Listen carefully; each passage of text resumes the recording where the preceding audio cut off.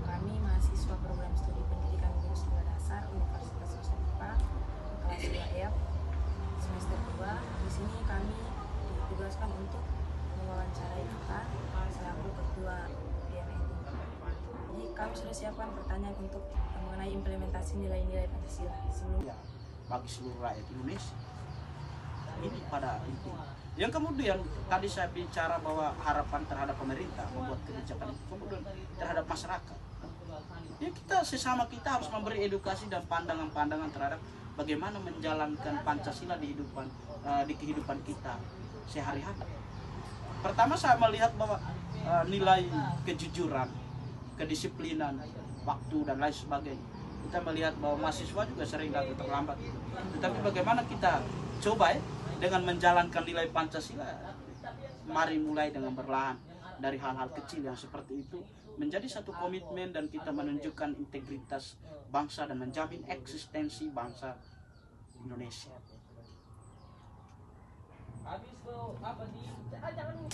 Baik, di sini saya akan bertanya, menurut Kakak bagaimana implementasi Pancasila dalam kehidupan politik di Indonesia saat ini? Baik, selamat sore, assalamualaikum warahmatullahi wabarakatuh. Pertama, kita GMNI menyampaikan selamat datang di Rumah Juang GMNI, Gerakan Mahasiswa Nasional Indonesia. Untuk kawan-kawan FKIP, pertanyaannya bahwa implementasi Pancasila, yang nilai-nilai Pancasila dalam kehidupan politik. Sebenarnya kita harus ketahui, kawan-kawan harus ketahui dulu bahwa Pancasila itu sebenarnya alat perjuangan. Politik itu adalah kekuasaan. Kekuasaan itu tidak bisa dimonopoli untuk kepentingan personal atau kepentingan golongan. Tapi pada intinya bahwa Bung Karno sudah menyatakan dalam pikiran-pikirannya bahwasanya Pancasila bukan sebagai dasar negara, tapi Pancasila merupakan ideologi bangsa. Bahkan Bung Karno juga pernah menyampaikan bahwa Pancasila ditawarkan di sidang PBB. Bung Karno menawarkan Pancasila menjadi ideologi dunia. Tetapi di dalam Pancasila itu sendiri bicara dalam konteks bagaimana secara humanisme, ya, itu kita melihat bahwa ada Mas Warming Mas Ewendi. Bahwasanya di dalam Pancasila itu kawan-kawan harus ketahui bahwa bagaimana ini kita harus menunjukkan sebagai alat perjuangan yang melekat dalam diri Nusantara, adat dan budaya Nusantara. Maka dia tidak terlepas daripada basis pikiran Bung Karno. Maka implementasi yang harus dilakukan oleh para politisi atau para pejabat politik hari ini yang mestinya mencerminkan nilai Pancasila, ya, mencerminkan nilai Pancasila. Pada dasarnya itu adalah gotong royong. Gotong royong ini adalah semangat kolektif yang harus ditunjukkan di setiap elemen masyarakat, baik masyarakat, baik pejabat politik atau pejabat publik atau pejabat pemerintahan harus mencerminkan nilai-nilai Pancasila. Sebab Pancasila itu adalah satu, saya sudah katakan tadi bagaimana Mas Warming Mas Ewendi, ya. Nah, itu sangat penting karena di dalam pidato Bung Karno di tahun 1945, ya, 1 Juni, Bung Karno menyampaikan bahwa Pancasila itu apa? Ya, only founding head. Pancasila itu filosofi Grundslag Pancasila. Maka inilah Bung Karno lahir kan dari advokasi Bung Karno, bagaimana Bung Karno merayat. Maka situasi politik hari ini juga harus berlandaskan bagaimana semua bermuara kepada kepentingan rakyat. Tetapi ketika politik hanya digunakan atau dimanfaatkan ya oleh orang-orang atau secara personal mereka untuk memanfaatkan kepentingan mereka dan golongan partai mereka atau ke golongan keluarga mereka, maka itu sementara tidak mencerminkan nilai Pancasila itu. Maka pertanyaannya, apakah Pancasila itu masih relevan atau tidak? Ya, Pancasila sangat relevan karena begitu banyak tantangan dan dinamika ya sangat dinamis hari ini. Maka saya perlu sampaikan sekali lagi, semua kita baik para pejabat politik dan lain sebagainya harus memahami betul pidato Bung Karno di tahun 1959, Rediscovery or Revolution. Bung Karno bilang bahwa kita harus kembali ke Pancasila, kita harus kembali ke Undang-Undang Dasar ya, kepada cita-cita kemerdekaan kita, Undang-Undang Dasar 1945. Maka Bung Karno bilang apa? Ting-eriting, seping-riseping, berpikir dan berpikir lagi, bentuk dan dibentuk lagi. Apakah para pejabat politik hari ini berpikir demikian dan bertindak demikian? Hari ini tidak jauh dengan sebuah kebobrokan yang dilakukan, yang ditunjukkan oleh para pejabat politik hari ini.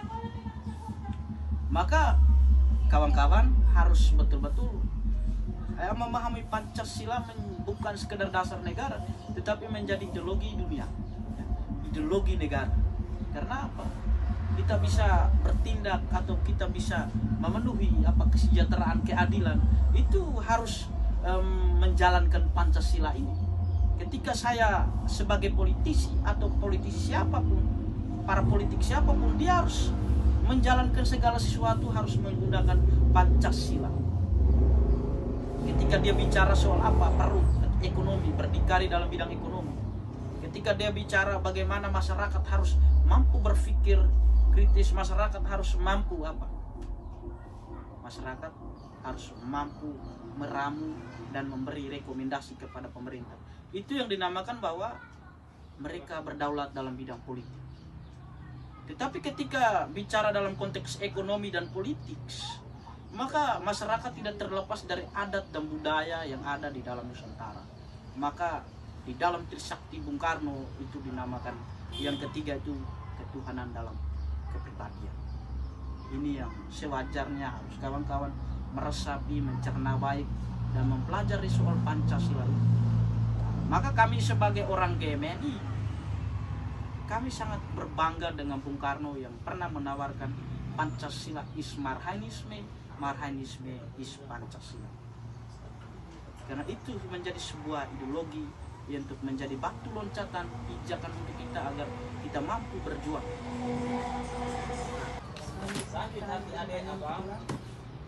Menurut kakak, apakah perkembangan teknologi dan media sosial mempengaruhi penerapan nilai-nilai Pancasila dalam bidang politik?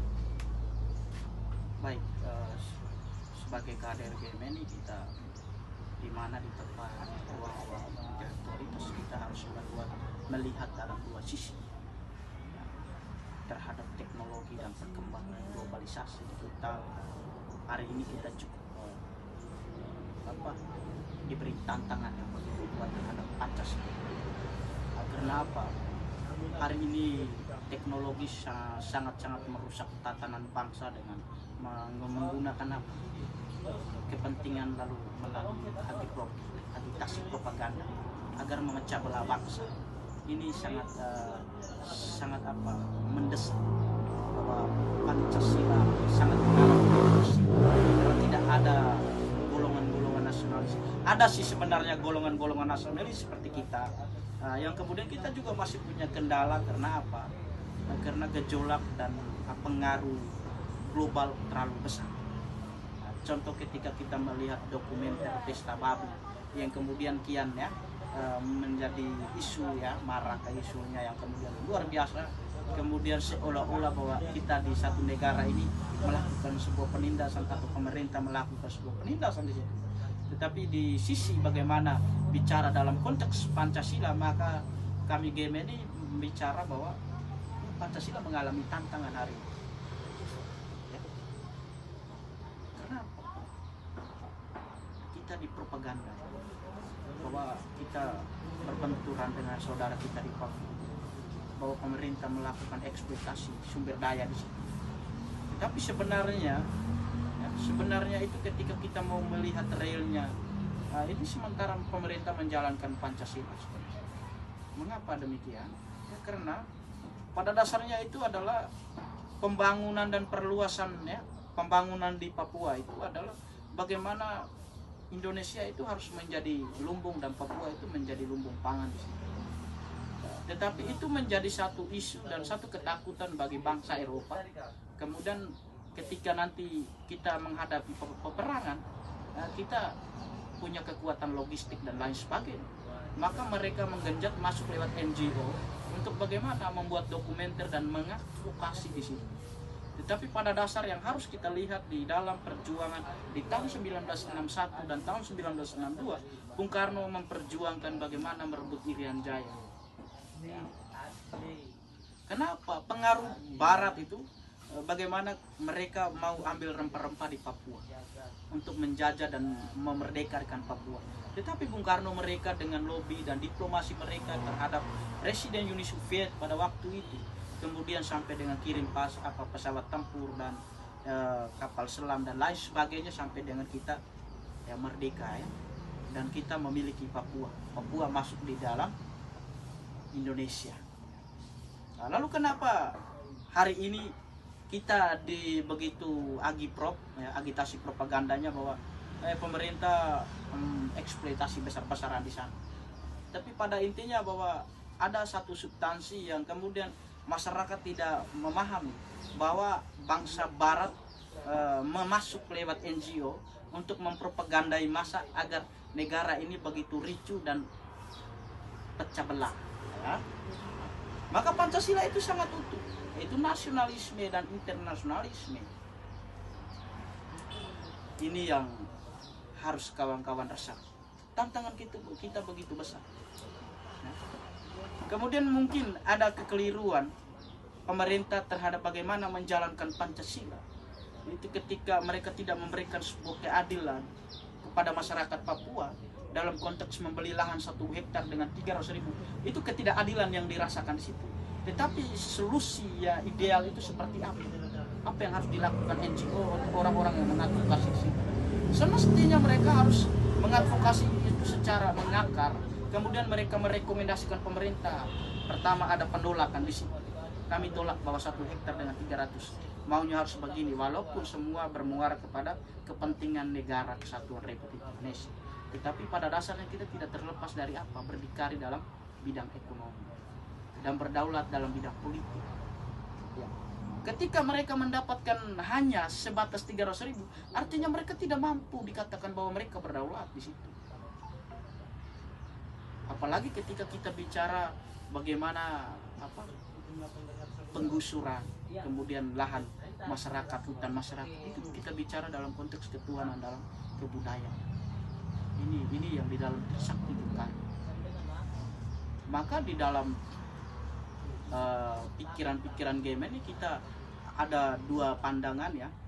Kita merekomendasikan kira-kira kita pro terhadap dokumenter ini, rekomendasi kepada pemerintah itu apa, dan kita kontra terhadap dokumenter ini, kira-kira rekomendasi seperti apa terhadap pemerintah.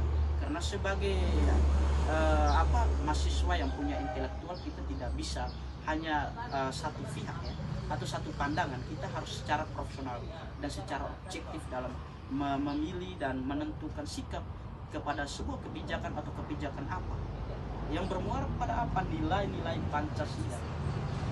Karena apa? Bung Karno gali ini dari apa? Lumpurnya sejarah. Mulai dari tahun 1934 sampai dengan tahun 1938 di Ede.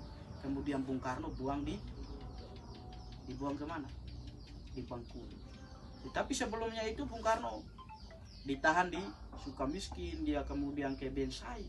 Nah, tetapi ada ketika waktu kami di Bandung, saya melihat Bung Karno memberi spirit dan semangat terhadap kita orang muda. Bung Karno tulis begini, tubuh, jiwa, dan raga kita boleh dipenjara, tapi ide dan gagasan kita tidak boleh dipenjara. Maka dengan semangat nasionalisme inilah kita harus memberi sumbangsi terhadap negara kesatuan Republik Indonesia. Sebab kemerdekaan itu hanyalah jembatan emas. Maka Pancasila ini menjadi satu ideologi yang bisa mendongkrak kita mencapai merdeka yang 100%. Apa harapan kakak terhadap penerapan nilai-nilai Pancasila oleh masyarakat Indonesia di masa depan? Baik ya. Harapan saya itu adalah pemerintah membuat sebuah kebijakan bahwa pengenalan Pancasila dulu, pengenalan Pancasila di usia dini. Setelah itu untuk semua kalangan mahasiswa atau akademisi harus masif pemahaman Pancasila, bukan Pancasila yang baru, tapi Pancasila 1 Juni menurut Bung Karno. Karena di situ Bung Karno buka-bukaan filosofi Groslav. Itu pada intinya ada di dalamnya itu adalah Trisakti Bung Karno di situ. Bahwasanya Pancasila menurut Bung Karno adalah itu adalah satu alat perjuangan, alat perjuangan untuk memperjuangkan kaum rakyat kecil atau marhaen, yang kemudian perjuangan dari Pancasila itu semua untuk semua, bukan satu untuk golongan atau semua untuk golongan. Kemudian harapan besar kita yang kedua adalah Pancasila ini dijadikan satu sumber kehidupan mulai dari semangat bina diri, bina ilmu, dan bina bangsa. Ini yang harus menjadi satu landasan dasar yang kemudian secara hakiki kita nobatkan bahwa Pancasila menjadi alat perjuangan untuk mencapai sosialisme Indonesia. Yang kita bicara soal kemerdekaan, kesejahteraan, keadilan sosial bagi seluruh rakyat Indonesia.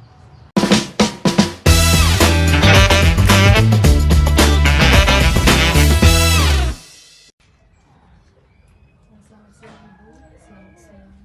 Kami dari mahasiswa dari Universitas Nusa Tenggara, khususnya prodi PGSD. Kami datang mewawancarai Ibu mengenai implementasi nilai-nilai Pancasila melalui sudut pandang dunia pendidikan, apakah sudah diterapkan dengan baik di sekolah. Kepada teman-teman yang memberikan pertanyaan, saya persilakan. Baik, menurut Ibu bagaimana implementasi nilai Pancasila dalam dunia pendidikan saat ini? Baik, terima kasih. Implementasi nilai-nilai Pancasila dalam dunia pendidikan saat ini, yang pertama secara kurikulumnya, sekarang itu kurikulum merdeka, memang pendidikan Pancasila itu diwajibkan dari kelas rendah, siswa kelas 1 sampai kelas 6. Lalu untuk implementasinya sejauh ini berjalan dengan baik, namun dia tidak bertahan lama, ya, misalnya mungkin juga karena faktor usia. Anak-anak ini kalau misalnya contoh kita ambil nilai gotong royong, ya, dalam lingkungan sekolah nilai gotong royong itu menurut pemahaman mereka mungkin hanya sebatas untuk menyelesaikan tugas piket, misalnya membersihkan lingkungan sekolah atau membersihkan ruangan kelas, sebatas itu habis. Namun yang diharapkan itu nilai gotong royong itu bukan hanya itu, tetapi setiap hari dia berjalan, misalnya dalam proses pembelajaran, dalam kehidupan, misalnya ada teman-teman yang berduka atau yang terkena musibah. Tetapi untuk anak-anak dari kelas 1 sampai kelas 6 yang pemahaman mereka sejauh itu gotong royong berarti saat itu dan dia habis di situ. Namun ada nilai-nilai tertentu yang memang diimplementasikan dengan baik. Namun sebenarnya yang menjadi faktor utama itu sekolah itu dia bukan menjadi penentu untuk pengimplementasian nilai-nilai Pancasila. Misalnya kalau dari dalam keluarganya sudah dibiasakan, sudah diberikan contoh hal-hal yang berkaitan dengan nilai-nilai Pancasila, berarti di sekolah itu dia tinggal hanya mengaplikasikan saja. Tetapi memang ada keluarga yang memang mendidik atau memang mengajarkan anaknya dengan baik tentang nilai-nilai Pancasila, tetapi memang ada anak-anak tertentu yang tidak, dan itu memang mereka hanya mengharapkan sekolah. Dan memang sejauh ini sekolah berjuang, ya, sekolah berjuang baik dalam pembelajaran sehari-hari atau juga kemarin itu ada P5, proyek P5 itu memang nilai-nilai Pancasilanya dia nampak proyek. Dalam proyek itu memang penguatan profil Pancasila itu memang nilai-nilai Pancasilanya nampak. Namun kan P5 itu dia bertahan hanya sampai di situ. Sekarang dia ke co-kurikuler. Itu juga memang dia menampakkan nilai-nilai Pancasila. Dan memang kalau menurut pandangan kami di sekolah sejauh ini baik, tetapi perlu ditingkatkan, perlu diberi pemahaman, dan juga peserta didik itu perlu diarahkan. Artinya kapan nilai ini harus diimplementasikan, kapan nilai-nilai ini harus dijalankan, kapan nilai-nilai ini harus diamalkan. Bukan hanya di lingkungan sekolah, tetapi juga dalam kehidupan sehari-hari di sekitar masyarakat maupun dalam keluarga. Dan Ibu, pertanyaan berikutnya, menurut pandangan Ibu, apakah generasi muda saat ini sudah mengamalkan nilai-nilai Pancasila dalam kehidupan sehari-hari? Kalau generasi muda berarti itu dia levelnya sudah lebih tinggi. Kalau menurut pandangan saya, untuk generasi muda saya rasa belum maksimal ya untuk mengimplementasikan nilai-nilai Pancasila. Mungkin kita beri perbandingan 1 berbanding 10 ya.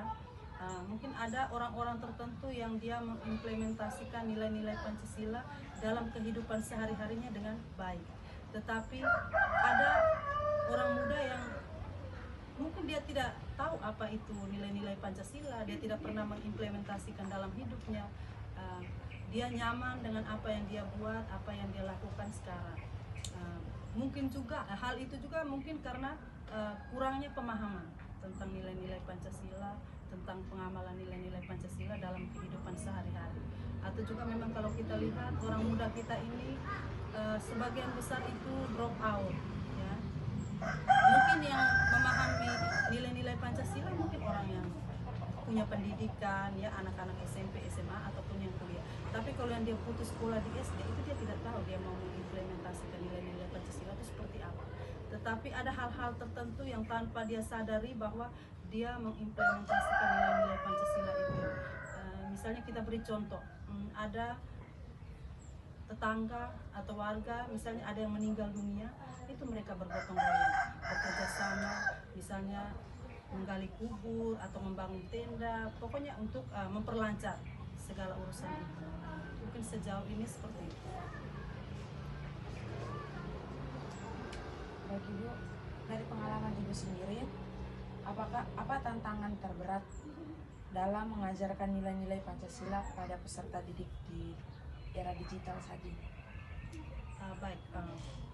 Tantangan terberatnya itu adalah untuk di era digital ini tuh yang pertama sikap masa bodoh dari peserta didik. Sekarang itu peserta didik dia sudah bisa share sendiri. Dia datang sekolah mau ujian dia bawa HP. Lalu dia mau kita berbicara tentang hak dan kewajiban dia bisa cari sendiri. Ya, dia bisa cari sendiri. Berarti peserta didik itu mereka sudah merasa dirinya hebat. Jadi ketika memang selama ini yang kita berat seperti itu. Ketika kita jelaskan tentang hak dan kewajiban, ada anak-anak tertentu yang mereka mendengarkan, mereka memperhatikan dengan baik. Tapi ada anak-anak tertentu yang karena mungkin pengaruh teknologi, itu mereka anggap, ibu kami sudah tahu. Nah itu tantangan, berarti mereka merasa dirinya lebih tahu. Kadang mereka masa bodoh. Apa pentingnya hak dan kewajiban? Intinya saya sekolah, selesai, saya terima ijazah, saya lanjut. Ya, ada yang seperti itu. Lalu tantangan yang berikutnya juga mungkin juga karena pengaruh ini, ya, pengaruh teknologi. Teknologi ini sebenarnya baik, hanya mungkin ada peserta didik yang memang kurang didampingi mereka menyalahgunakan teknologi. Kalau omong hak dan kewajiban, nilai-nilai Pancasila itu sebenarnya dari mereka masuk di pintu sekolah itu sudah diterapkan nilai-nilai Pancasila, disiplin, tepat waktu, ya, kerjasama, ya, kejujuran. Tetapi memang di sekolah itulah siswa mereka memang kurang memahami atau memang mereka masa bodoh, itu juga yang harus kita gali persoalannya, karena memang dalam pembelajaran itu juga diberikan pendampingan dari guru juga, tetapi ada yang memang hasilnya baik, ada yang memang kita perlu bekerja keras lagi untuk memperoleh hasil yang baik. Baik, pertanyaan yang keempat, apa pesan Ibu kepada generasi muda agar tetap menjadikan Pancasila sebagai pedoman hidup? Baik, pesan untuk generasi muda, kita semua ini masih termasuk generasi muda, generasi penerus bangsa. Maka pesan saya sebagai seorang pendidik itu yang pertama, kita harus memahami dulu nilai-nilai Pancasila. Apa itu nilai-nilai Pancasila, dan bagaimana cara kita mengamalkan nilai-nilai Pancasila itu dalam kehidupan kita sehari-hari. Dan untuk generasi muda itu tidak bisa mereka mencari tahu sendiri.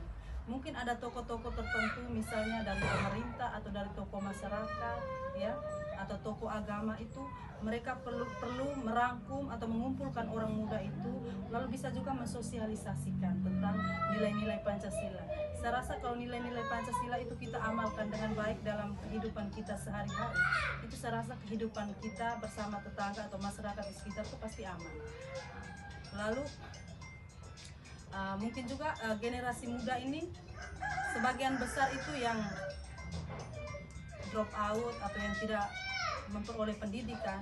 Mungkin saya rasa kita yang punya pengalaman di dunia pendidikan, kita belajar, ya, kita tahu apa itu nilai-nilai Pancasila, kita juga bisa merangkul mereka, memberikan penjelasan kepada mereka, bisa juga memberikan contoh untuk mengamalkan nilai-nilai Pancasila itu sendiri dalam kehidupan kita sehari-hari, baik dalam keluarga, masyarakat, ataupun di mana saja kita berada. Saya rasa Terima kasih karena sudah menjawab pertanyaan dari teman-teman. Sekian dan terima kasih.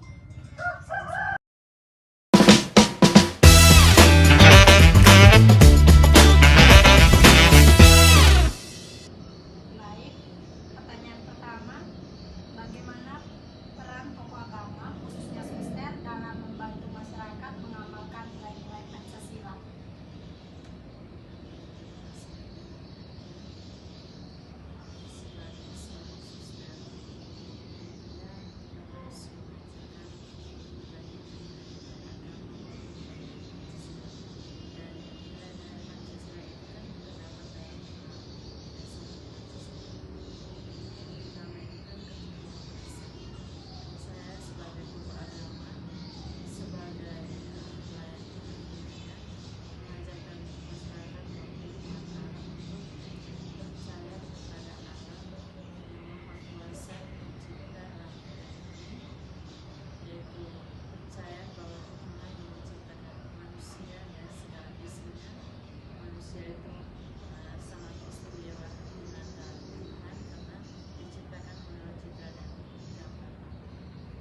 Juga yang berikutnya, mengajarkan kepada masyarakat maupun umat saling mengasihi, saling menolong, dan tentunya saling memberi satu dengan lain tanpa membedakan atau memilih-milih dari itu dari mana, berbeda suku, bangsa, ras, dan lain sebagainya. Tapi kita itu harus saling membantu, saling mempersatukan, dan juga saling menjaga satu sama lain.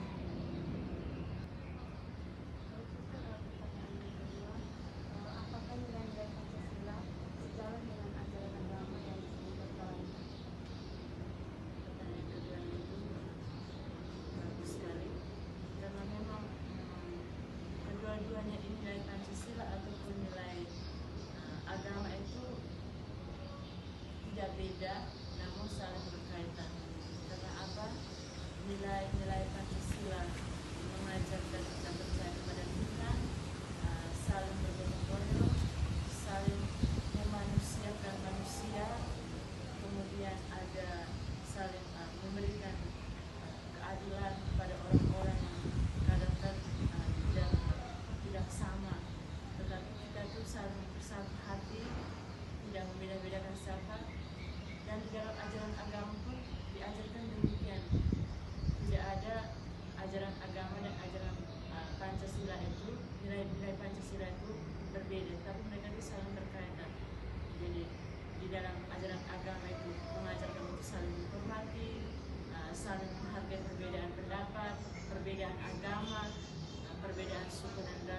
budaya dan nilai-nilai Pancasila pun diajarkan dengan itu. Jadi kita bersyukur karena kita punya agama itu sangat mengajarkan nilai-nilai Kristiani.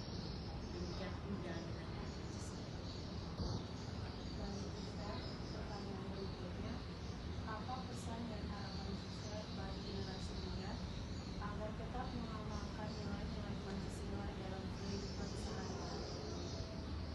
Untuk orang muda dengan secara kita semua juga termasuk dalam generasi muda yang saat ini sedang dengan perkembangan teknologi yang semakin besar yang berubah sesuai dengan zamannya, kita tentunya harus tetap menjaga solid terhadap kebudayaan kita, tetap berpegang teguh, tetap menjaga toleransi. Terus kemudian kita jangan menjadikan generasi muda yang kemudian terjerumus ke dalam konflik-konflik antara perbedaan kita dengan yang lain, tapi di mana kita harus menunjukkan sikap kita sebagai orang muda untuk tetap bersatu hati, tetap bekerja sama, tetap menjaga toleransi kita dengan agama-agama lain, kemudian agar kita hidup kita apa yang kita jalankan sesuai dengan nilai-nilai Pancasila tadi. Kita harus menjunjung tinggi nilai-nilai Pancasila dan juga ajaran-ajaran gereja yang kita ajarkan dalam gereja kita masing-masing atau kemudian kita harus saling bergotong royong dan memanggil anak-anak muda atau mengajak generasi-generasi yang lainnya dan tetap menjaga nilai-nilai yang sudah diajarkan. Dan kemudian dari situ kita bisa menjadikan kata menjadi diri kita sendiri atau orang-orang di sekitar kita. Ya, pertanyaan silakan selanjutnya akan dilanjutkan dengan 3 pertanyaan.